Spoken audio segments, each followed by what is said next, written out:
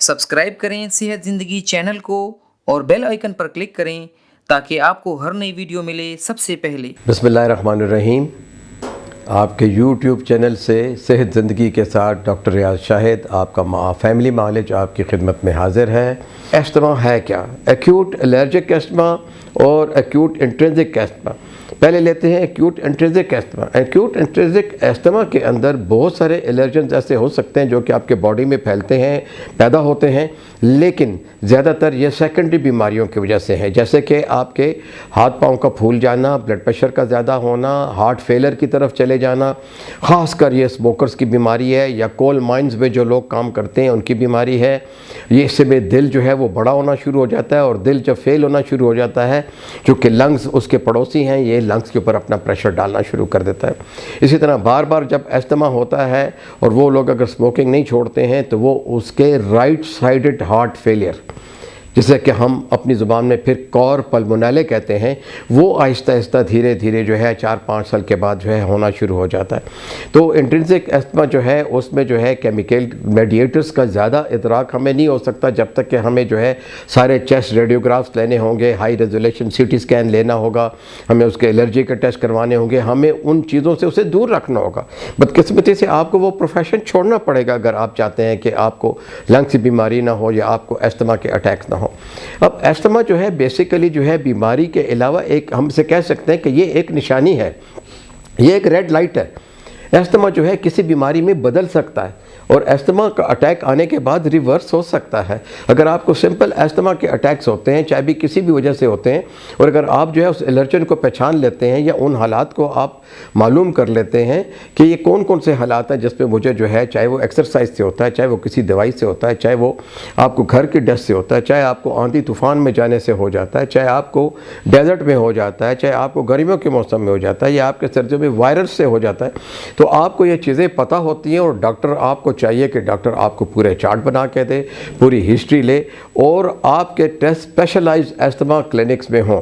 ख़वातीन व हज़रात, दमे के नाम से न डरिए। दमे का मतलब यह है कि आपने आराम करना है, ये एक सिग्नल है। हाँ, दमे के मुसलसल अटैक आपको सीने की और बीमारियों से मुतारफ़ करवा सकते हैं, यानी bronchiectasis, chronic bronchitis, interstitial lung disease, और बदकिस्मती से अगर उसमें आपको TB हो जाए या खुदा न खास्ता कैंसर शुरू हो जाए लंग का, जो कि अमूमन स्मोकर्स को होता है, तो फिर जो है वो एस्थमा के अटैक, उनको एस्थमा नहीं कह सकते, फिर हम वो उस बीमारी का एक इफ़ेक्ट कर सकते हैं, एक निशानी कह सकते हैं। अब आते हैं जी कि एलर्जिक एस्थमा क्या होता है। आम एस्थमा अमूमन जो कि लंग्स की एलर्जी होती है। तो मेरे भाई बहनों, सबसे पहले तो यह है कि जिन लोगों को बार बार जल्द नज़ला ज़ुकाम खांसी होता है, नाक से पानी आता है, आँखों से पानी आता है, जिनको एलर्जिक राइनाइटिस है, या जिनकी नाक की हड्डी जो है वो टेढ़ी है और उसमें गोश्त ज़्यादा है या उसमें पॉलिप्स हैं, तो ये तो इसका आप इलाज करवाएंगे, वरना ये किसी भी वक्त में एस्थमा में बदल जाएगा। नंबर 2, वो लोग जो कि अपनी नौजवानी में या बचपने में ही बहुत मोटे हो जाते हैं और उनका वज़न ज़्यादा होता है, तो उनको भी मामूली से नज़ला ज़ुकाम के साथ जो है सीने की तंगी महसूस होती है, जो कि बाद में दमे में बदल जाती है। तीसरी बात जो है कि वो लोग जो कि फिर अपने ख़ास ऑक्यूपेशन में जब जाते हैं और वो इसका जो है उनको किसी चीज़ से एलर्जी होती है, तो उनको फ़ौरन अपने मालिज से रुजू करना चाहिए। जिन बच्चों को स्कूल में अस्थमा होता है, उनका पूरा रिकॉर्ड जो है स्कूल के प्रिंसिपल को और उस्तानियों को पता होना चाहिए, और उनके पास एक बुकलेट होनी चाहिए जिसके ऊपर जो है अस्थमा मैनेजमेंट गाइड जिसे कहते हैं वो होनी चाहिए, कि उसके ऊपर वो लिखें कि भाई उन्हें अस्थमा हुआ, कितनी दौरानिये से होता है, कितनी देर तक रहा, क्या आपने दवाई इस्तेमाल की, उस दवाई से आपकी सीने की तंगी दूर हो गई,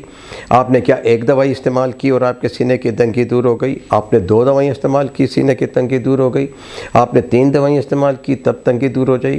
हो गई, या आपने साथ में स्टीरॉइड्स लिए, क्या आपने खाने वाली दवाई ली, क्या आपने इन्हेलर से दवाई ली, क्या आपने ड्राई कैप्सूल की फॉर्म में ली, क्या आपने क्या कहते हैं ये वेंटिलेटर से जो है दवाई ली, या नेबुलाइज़र से दवाई ली, या आपको ऑक्सीजन के साथ दवाई दी गई, या आपको इंजेक्शन से दवाई दी गई। ये सारी चीज़ें जो है आपके एस्थमा की मैनेजमेंट में आती हैं। तो हम कहते हैं जी कि एस्थमा होता क्या है। استما یاد رکھیے، اگر صرف استما ہے تو یہ ایک آنے جانے والی بیماری ہے جو کچھ وقت کے لیے آپ کو اٹیک کرتی ہے، اور پھر آپ جو ہے آرام کرنے سے اور ساتھ ہی ساتھ اپنی ادویات لینے سے اس سے چھٹکارا حاصل کر لیتے ہیں۔